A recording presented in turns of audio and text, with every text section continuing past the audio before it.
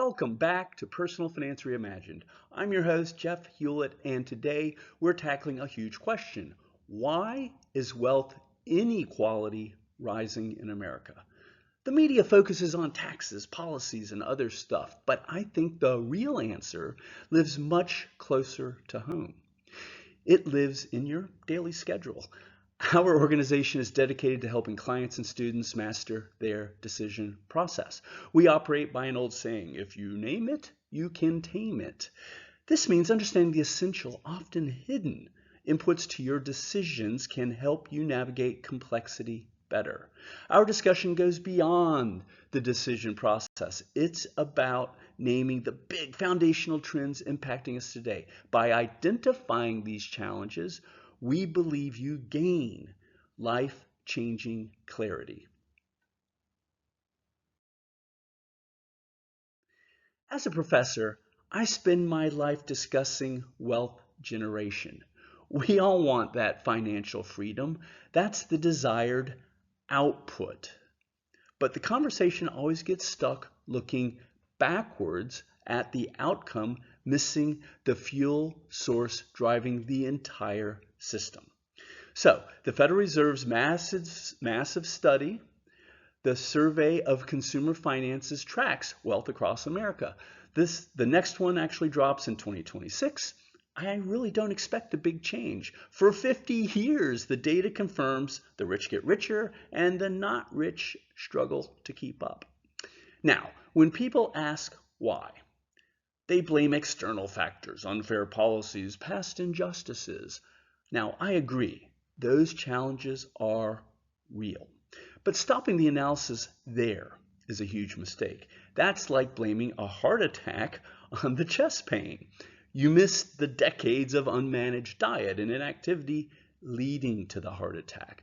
The real failure is a fundamental misunderstanding of how wealth is generated. So then let's go back to the basics. Every system has three parts: inputs, process, and outputs. Let's work from the end and work backwards. Okay, the output, that's wealth. That's what you want. That's your net worth, and that's your freedom. Process, taking a step back from there. Well, that's simple enough. The process involves compound interest, the time value of money. It's consistently saving and investing in diversified funds. Now, the math can get fancy, but the core idea is simple, and access to the tools enabling this is greater than ever. But what fuels the process? What's the input? That's the part that people totally miss. The input to wealth generation is incredibly simple. It's time and attention. Think about it this way. It's your time to learn that high-value skill. It's your time to generate innovative ideas. It's your attention dedicated to learning how to invest or developing a healthy relationship with money. Time and attention are the sources of the wages and distributions fueling your wealth. It's the input to that process that drives the outcome that you want.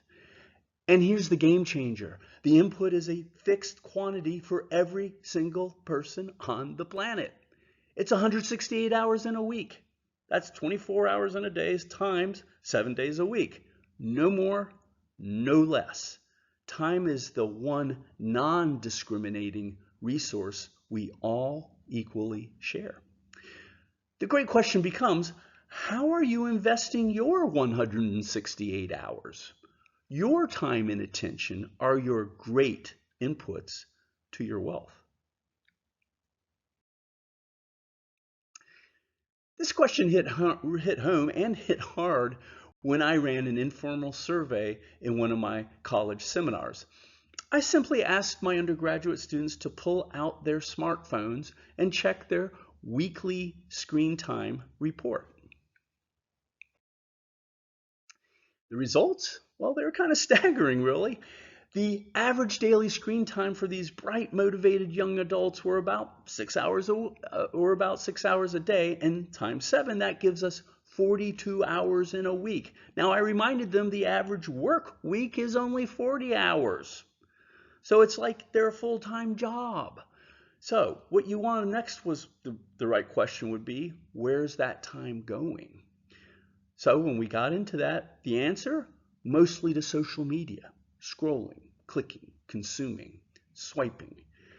Think about the implications. These students are unwittingly training themselves to donate their most precious resource, their time and attention, to social media platforms. They are fueling the wealth of others, not their own. Outside of academics, their investment default is mindless consumption.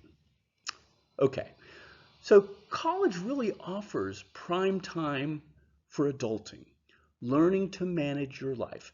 Many students use this crucial time to become profit providers for massive social media platforms, not for their own lives. These platforms aren't evil, okay? They're simply highly efficient at consuming the attention you have available to create wealth. We're training a generation to substitute wealth creation for themselves with providing wealth to social media platforms and their investors. Now, let me share a counterpoint that gives me real hope for the future. We saw a powerful contrast when I ran the screen time exercise with student athletes. Now, these are student athletes, or athletes that play in different sports. It could be football, basketball, baseball, volleyball, all the different typical kind of college sports. Now, when we work with this subpopulation, their average daily screen time was significantly lower, with a much tighter distribution. So these students already grasp the idea of intentional time investment. Juggling practice, training, travel, and a full course load forces them to prioritize. They must shove 10 pounds into a 5-pound bag. This is a huge advantage. I saw this firsthand when I was a lead recruiting partner at KPMG. We actively sought out student athletes because they were already pre-wired for professional success. They had developed those essential habits of discipline and focused time investment. Their success is a verifiable outcome of intentionally investing time and attention. So here's the hopeful truth.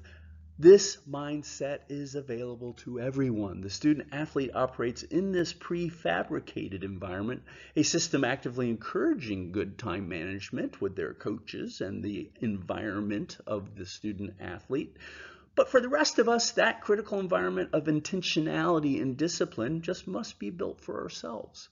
So again, I ask, how are you investing your 168 hours?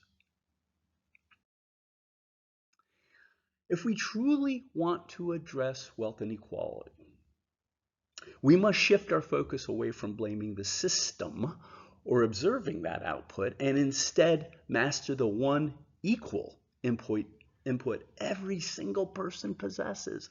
Ultimately, our time investment is a hopeful beacon guiding our future. The future is ours and yours to build. So everyone has a choice. We need a revolution in financial education, one teaching people to become intentional, goal-directed investors of their 168 hours. Whether your ultimate intention is personal wealth, community engagement, or more likely it's some dynamic balance of both self and community-focused goals, the essential step is to commit your time accordingly. Until we all start fueling the wealth creation process with our most valuable asset, focused time and attention, the wealth inequality reports will simply tell the same disappointing story.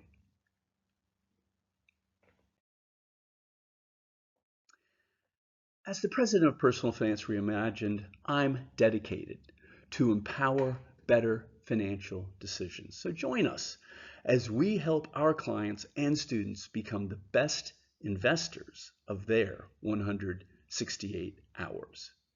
Thank you.